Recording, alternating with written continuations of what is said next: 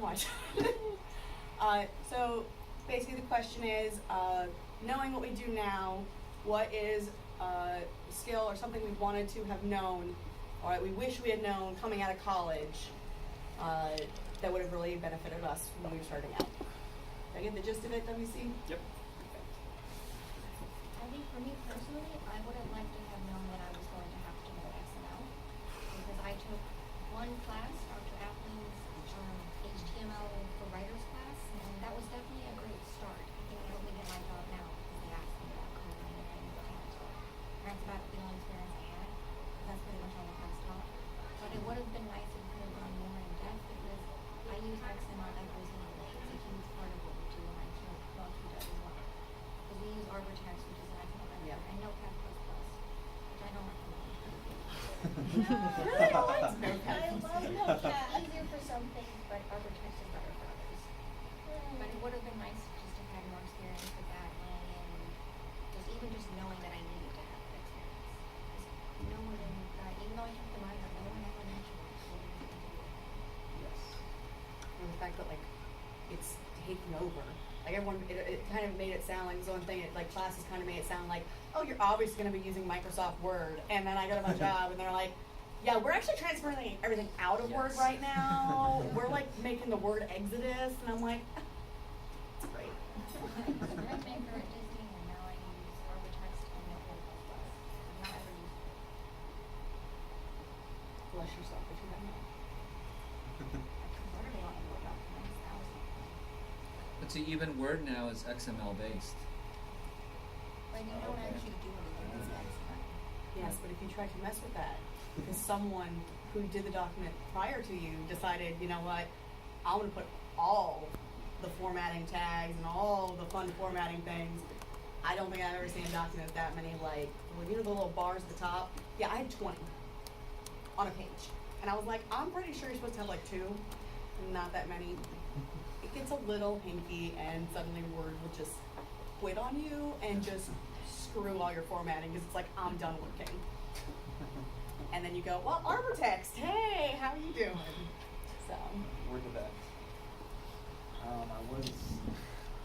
I was gonna say maybe get out of the mentality of, you write a lot of papers in class. You kind of have like maybe a best 3 different revisions, maybe depending on the teacher, but it's pretty uncommon. So you're kind of like in this thing, trying to get this thing really, really perfect in a very short amount of time, which is pretty much defining the process for school. So it's not anything like that. You have many, many, many revisions, and you're just trying to get it done in a timely manner and do the best you can. Just make sure you get as much as possible. If you don't get it, you don't have to get it immediately. So I think that kind of process and sort of transitioning out of like that school mentality, where you've only got 3 months and then that's it, you can judge, definitely not.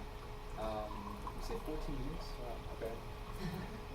So you don't have any 14 long semesters in school, so maybe kind of being open to that idea, kind of a longer process, and try not to be a perfectionist, because sometimes I thought of papers that I would write as almost art in a way, so that doesn't exist anymore. So maybe trying to get under that realization and make that transition.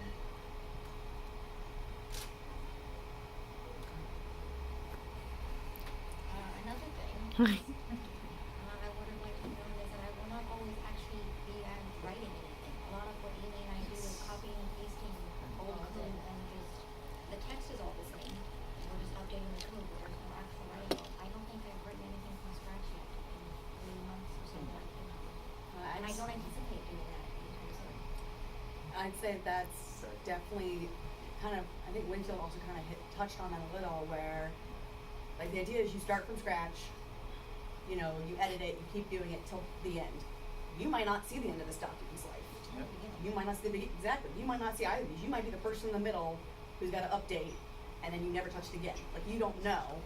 And I think that was kind of the thing. I actually got very lucky in mine. I think I have one of the most varied experience on the different types of projects that my team have. Because there's people on my team who have been on twice as long as me, and they're like, I've never had to write something from scratch. I've always been updating existing TOs. Tech Only orders. had to.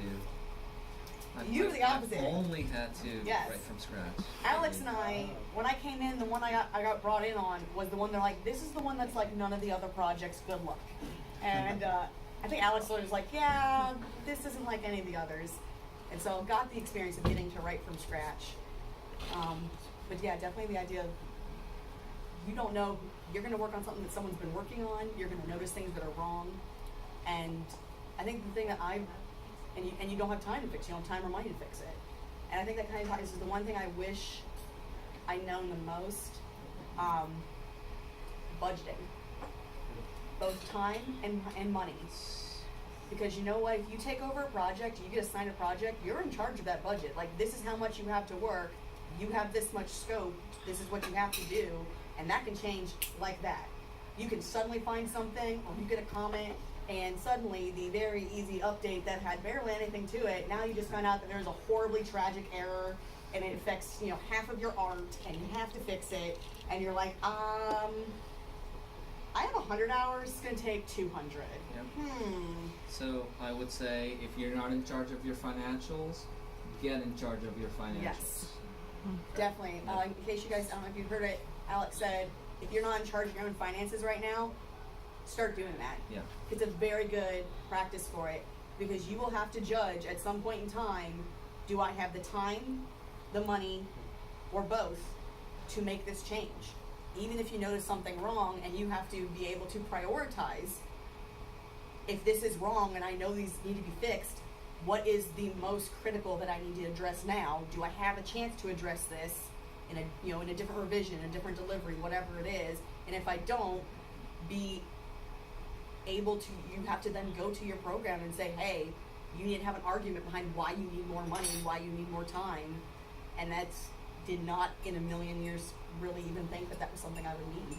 I didn't realize how important that could be, and it's still even now easy to get really caught up in oh, here's all the work that needs to get done, and then realize near the end of the month you're like, crap, I'm 15 hours over and we still have a week to the end of the month. And then you're like, well, oops. Which it works at first. The first time you make that mistake, it works. If you go past that, you start getting all right, you need to budget your time better. So that's definitely something to practice ahead of time, and definitely something to hype up in your interview. If you get the chance to work that in somehow, because I guarantee you, if you're I am a financially responsible person, I know how to manage finances, especially with writers, with the stereotype of we suck at math, it's a nice little bonus.